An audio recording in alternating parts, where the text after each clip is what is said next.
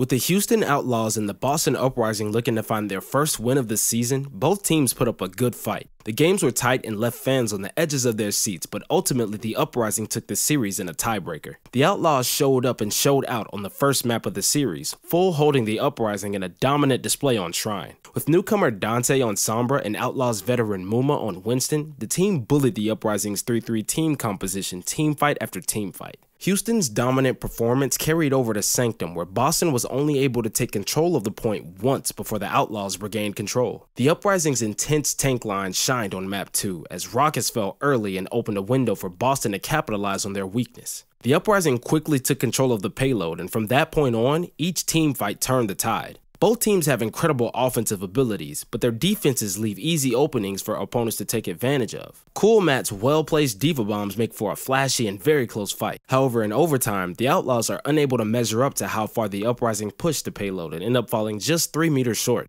On Volskaya, the Outlaws' weak defenses gave way for the Uprising to capture both points on both of their attacks.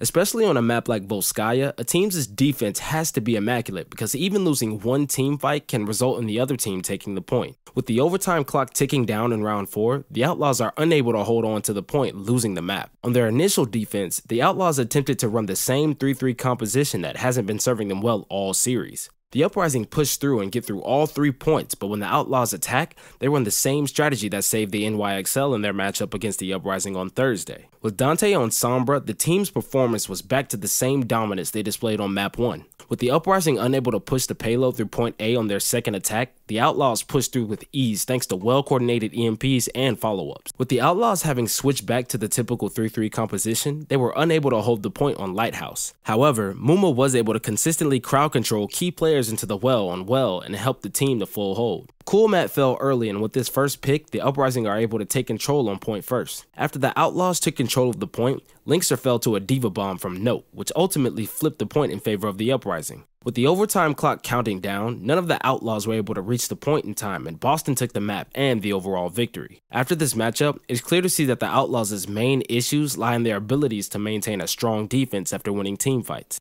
For the Outlaws to be able to grow, there needs to be more focus on those moments where teams come back after losing fights and more dedication to exploiting these weaknesses that they point out. That's all for this video, but please comment, like, and subscribe for more sports and esports news and updates. Be sure to click the bell so you don't miss any more videos on the Game House. From our house to yours.